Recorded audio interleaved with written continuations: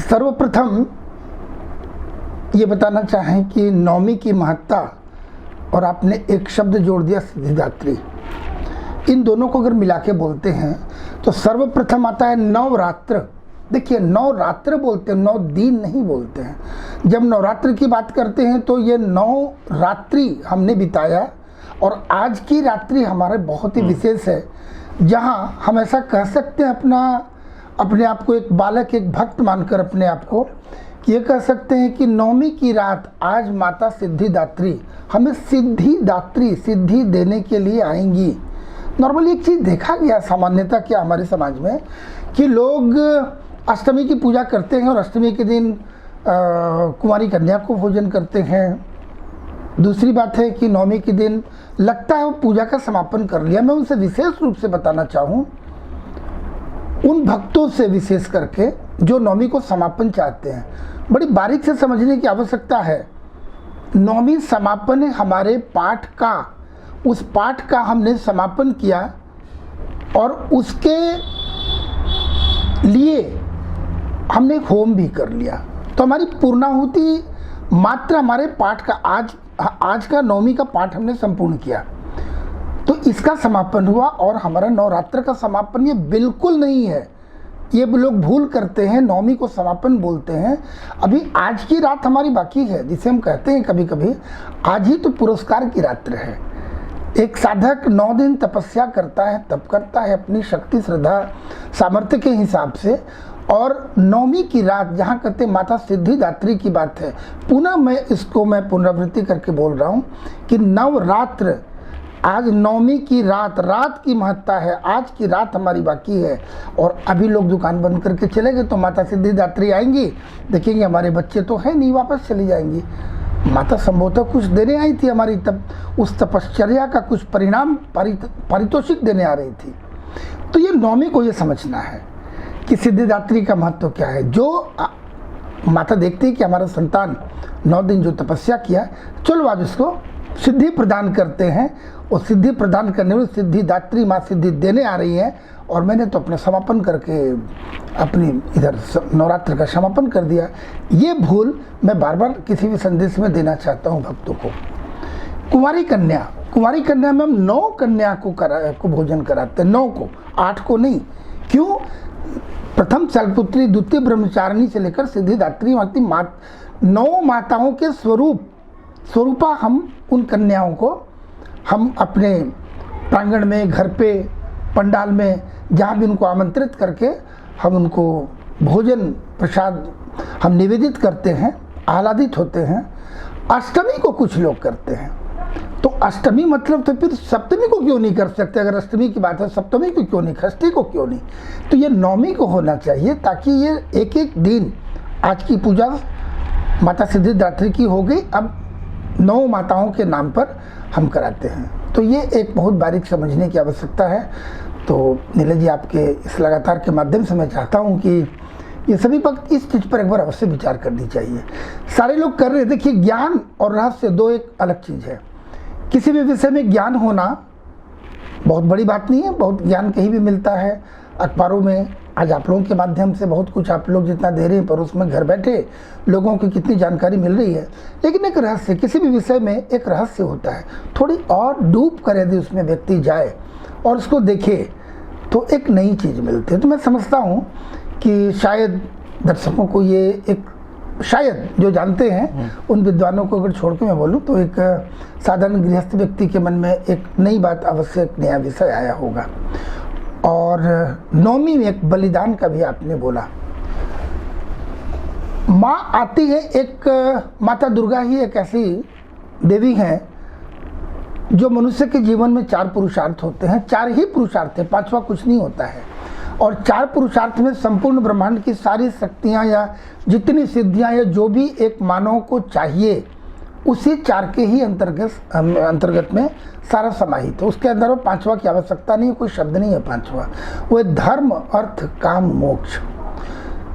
ये 4 सिद्धि प्रदान करने के लिए यही माता त्रिगुणात्मिका माता, त्रिगुणात्मिका यहाँ इसलिए बोलूँगा कि 3 ही गुण हमारे जीवन में है, सत्वगुण, रजगुण, तमोगुण। और सत रज तम, इन तीनों की अधिष्ठात्री देवी हैं Mahasaraswati, Mahalakshmi, Mahakali is equal to माता दुर्गा, जो एक अपने आप में कोई देवी नहीं। माँ को सभी देवी देवताओं ने मिलकर एक आवाहन किया तेज पुंज का, और उनमें सारी ब्रह्मांड की सारी शक्तियाँ उसमें समाहित करके एक नया महाशक्ति का प्रादुर्भाव हुआ, वो माता दुर्गा कही जाती हैं।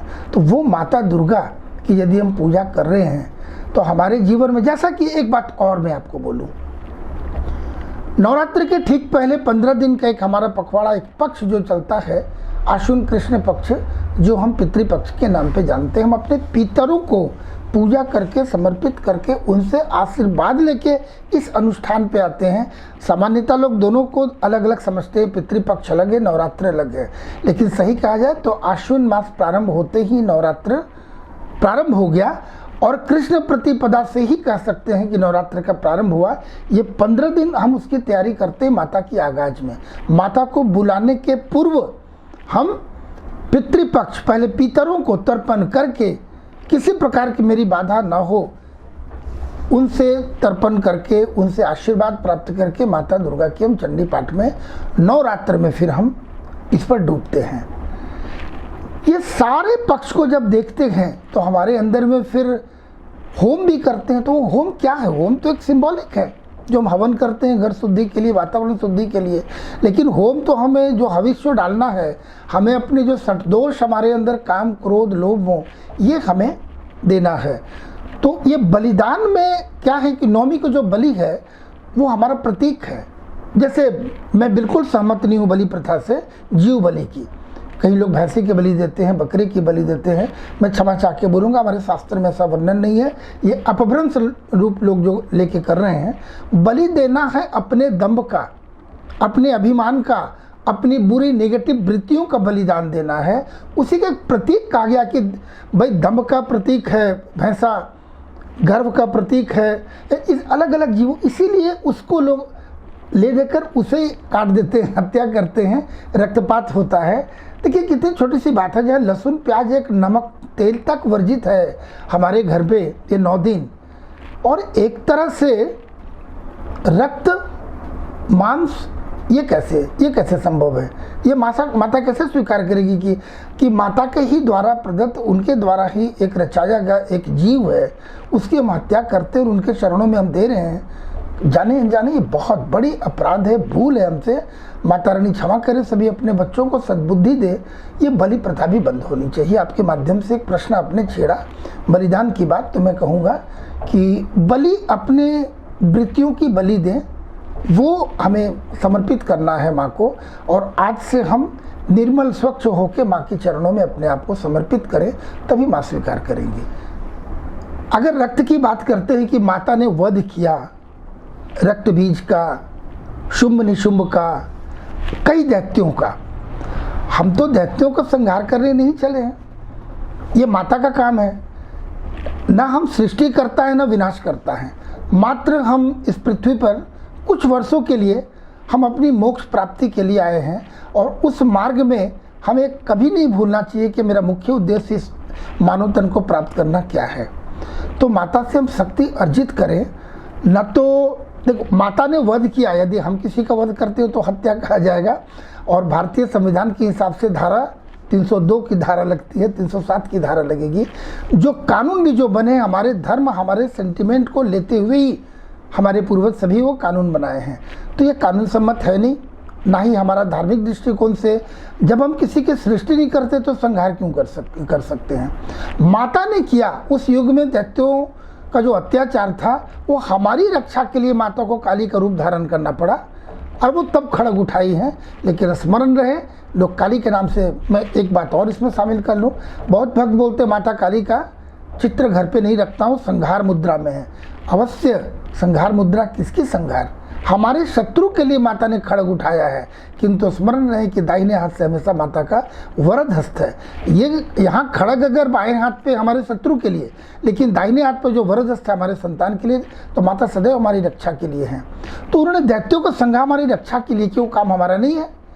आज अगर हम सामाजिक व्यवस्था की बात करते हैं तो यदि संहार करना है, वध करना है, तो हमारे लिए कानून है, उसके लिए पुलिस है, वो देखेगी। हम किसी का संहार, यदि हमें किसी को करना है तो हम अपनी वृत्तियों का करें, वो हमारा काम है, और वो बिल्कुल नहीं। और रक्तपात जिस समय हुआ था तब हुआ था, इसीलिए आज तो वो कहीं से भी नहीं, हम तो उस माता की पूजा कर रहे हैं। सारे एपिसोड समाप्त होने के बाद महिषासुर मर्दनी नवमी के दिन माता ने उनका मर्दन किया, और तब उसकी हम लोग उस उमंग में हैं। इसीलिए वो हमारे अधिकार क्षेत्र से बाहर है। हमें संहार की बात हमें नहीं सोचनी चाहिए। जब भी हम सोचें, हम अपने उन बुरे वृत्तियों का अंत करना, ये हमें सोचना चाहिए। न्यूज अपडेट के लिए आप हमारे चैनल को सब्सक्राइब करें। आप हमें फेसबुक और इंस्टाग्राम पर भी फॉलो कर सकते हैं। बने रहे लगातार .in के साथ।